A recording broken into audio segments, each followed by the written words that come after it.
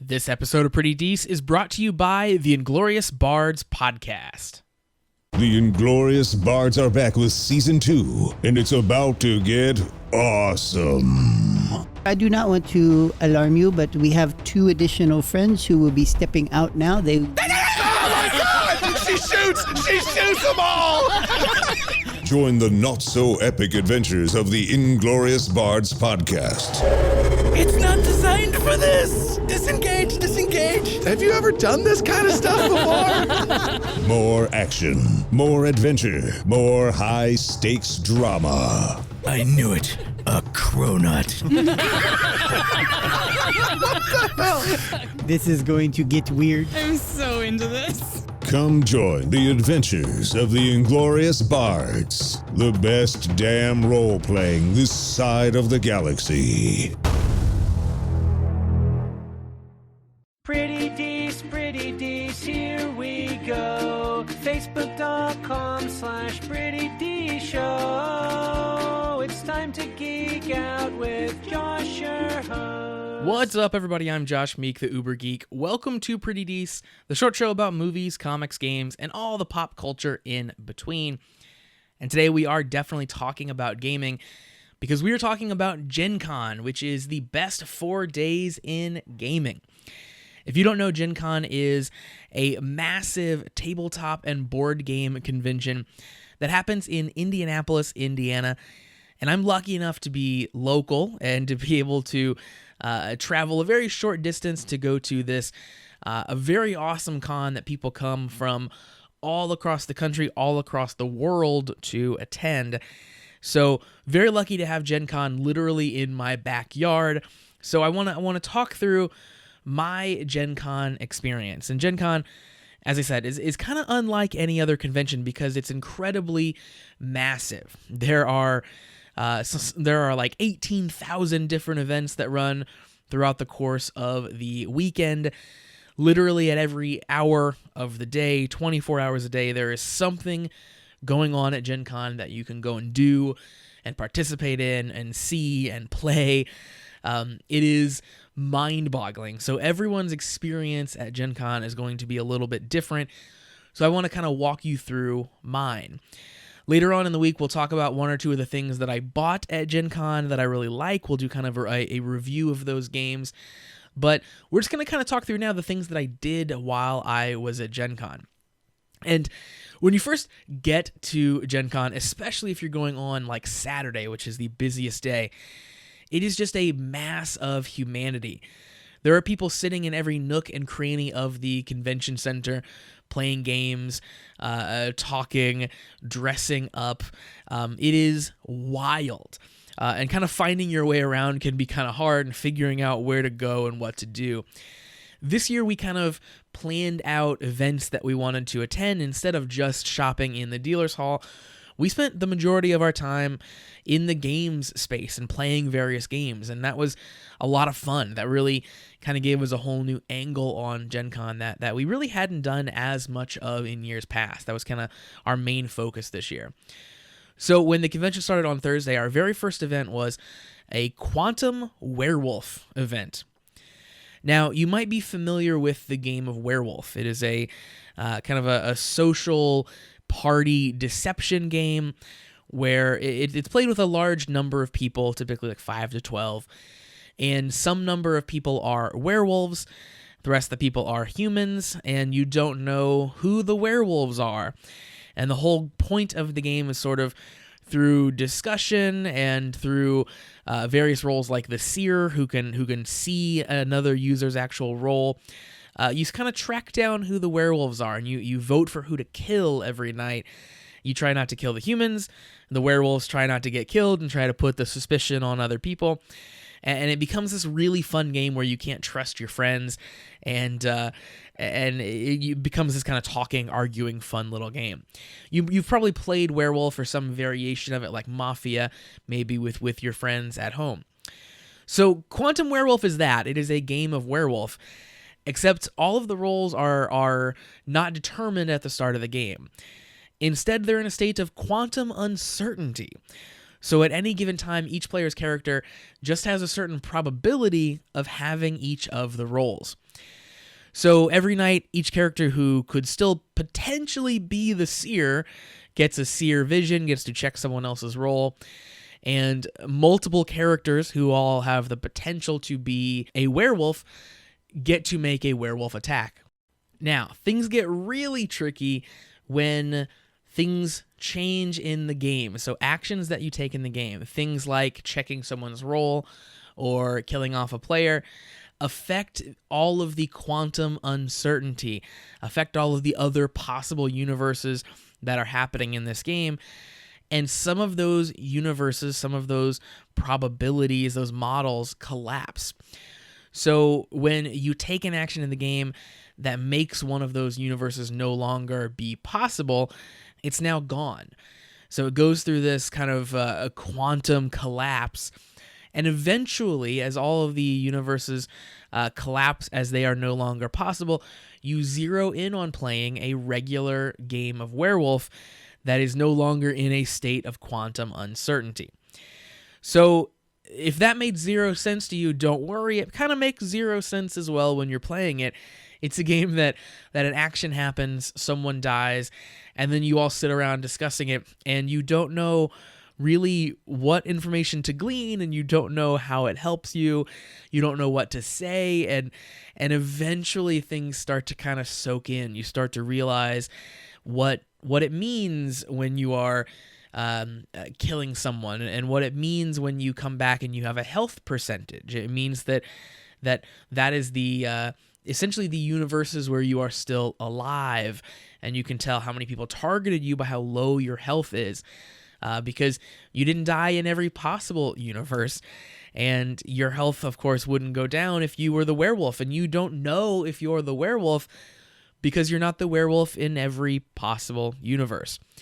It is a fascinating game, and it's certainly a game that I would like to spend more time kind of just sitting and thinking about and write out some of the possibilities and look at the math behind it. But once I played a few games of it, I started to kind of understand it and started to piece it together and started to pick up on just a bit of the strategy that you can employ. So it is really like playing a zillion games of werewolf all at once. And it's definitely unlike any game that I've ever played before. And the really cool thing about this version of Quantum Werewolf is this is not a game that you can just go pick up off the shelf and play. The team that was running this event wrote the software that runs Quantum Werewolf. Obviously, it's not something that someone could do by hand. You can't just run this game by hand. It requires tons and tons of computing power to compute all of this quantum uncertainty. And interestingly enough, they were improving the software literally as we were sitting there.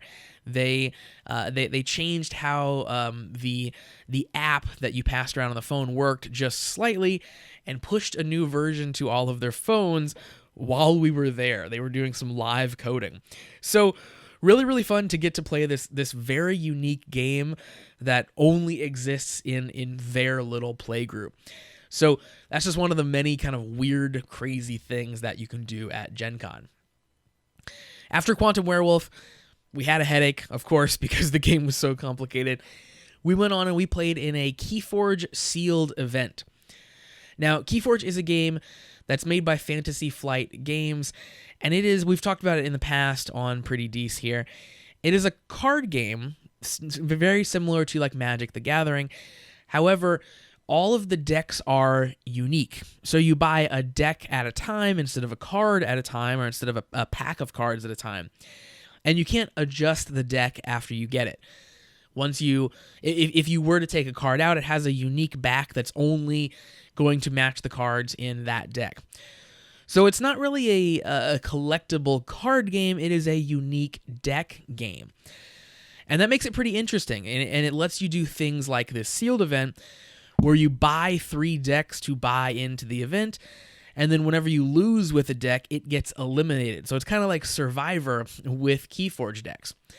It was very, very fun, and it was cool to get to play with other people who are also really interested in Keyforge, this game that is really kind of new. It hasn't been around for even a year, really, at this point. I think we're getting close to the year anniversary here of Keyforge. And if you've never heard of Keyforge, that's okay. If people in your hometown have never heard of Keyforge, if you've never played it, you can come to Gen Con and there will be people who will be able to play these cool, fun games with you that a community is formed around at Gen Con. And so you can be into these weird niche things that maybe no one else has heard of in your local group. You can come to Gen Con and find like-minded people to play with. So that closed out our Thursday, and then we were back for Friday. Now, Friday, we started our morning in the Dealer's Hall, which is the massive, huge space where you can wander around and demo games. There are game companies that have games out for demo. You can walk up. They can teach you how to play. You can, of course, buy games. That's a huge part of the Dealer's Hall. You can go visit artists. You can commission them for custom pieces of work. You can do all kinds of crazy stuff. It is kind of the big, huge public face of Gen Con. It's the thing that newcomers to Gen Con typically go to first. We got in line for Fantasy Flight Games, which, as I mentioned earlier, are the makers of Keyforge and many, many other games. They're a huge game publisher. They're always one of the biggest booths at Gen Con. They have the Star Wars license and produce many different Star Wars games. They have the Marvel Comics license. They're coming out with an upcoming Marvel miniatures game and a Marvel card game that looks very, very cool that they were demoing at Gen Con. And among the many different Star Wars games they have, there's a game called Star Wars Legion, which is a miniature game, and a Clone Wars starter set was coming out. That was the hot ticket item for Fantasy Flight Games, and it was so hot ticket that it was selling out within minutes as the doors opened. So I bought some cool deck boxes for Keyforge, and we went on our way and checked out the rest of the dealer hall. And soon after that, at noon, we had a Magic the Gathering event, and it was super fun. One of the most fun events we played in all weekend. And this is a two-headed giant event for the set Battle Bond. So two-headed giant is a fun name for a format where you and a friend work together on a team to play another team of two. And this was a sealed two-headed giant event, so you get 6 packs of cards apiece. You open them all. You build 2 decks out of that collection of cards, and then you play the other teams. Now, since you're playing as a team, you take your turn at the same time. You attack and block together, and you have a shared life total. So you really are a two-headed giant. That's where the name of the format comes from. You live and die together in this kind of shared being that you have. Two-headed giant is really one of my favorite Magic formats because you're hanging out with your friend, you're playing Magic, you're having a grand old time, you're playing against other people who are hanging out with their friends playing Magic. You can laugh and joke. It's a really social experience, and it's one of my favorite ways to play. And Battle Bond is an awesome Magic set that came out fairly recently that we hadn't had a chance to play for a little while, that is focused on two-headed giant play. So that set had come out, we played it several times, and we've moved on past there. So now they had more product of that set, more booster packs, so we got a chance to play it again here. So I jumped to the chance to be able to play Battle Bond once again. We did very well in that event, which was awesome. So we got some prize tickets, got to cash them in on some cool Magic swag, which is always fun. And that rounded out our Friday. The dealer hall closed at that point, and we headed home and got some dinner and got some rest because it was a long couple days. And then Saturday was my last day at Gen Con. Saturday started bright and early for me, where I tried out a BattleTech pod. Now, you maybe have heard of BattleTech or BattleTech centers, and these were these places where you could go and get in these kind of virtual reality pods, essentially, where it was the cockpit of a mech. So the game is based on Mech Warrior 4. And you're controlling this mech in this cockpit. So you have foot pedals, you have a whole array of screens in front of you, and buttons and throttles and joysticks and eject buttons, and you're doing all this sealed within this pod. So it is this immersive experience. And this group of people have collected all of these BattleTech pods, probably like I think 30 to 40 of them, have kept them in working order because these are kind of old at this point, and bring them all to Gen Con and run these BattleTech missions. It was a blast to play in this BattleTech pod. First time I've ever done anything like it. And you can kind of control the mech as you go. You get to choose what mech you want to be in from a list of probably like 30 or 40 different mechs as well, all with different stats and different abilities. And then at the end, once you go through your event, there are 15 other real humans playing with you at the same time. You get to get out and you get to get literally a printed out piece of paper for your stats for the game. And it also tells you kind of second by second the highlights of the game, what happened. It tells you who was attacking you, who you attacked, when you narrowly avoided attack. It is awesome. Just the data lover in me was so excited and happy to see this cool little printout. And then you get to watch a screen that has all the fun replays of all the kills and stuff that happened throughout the game.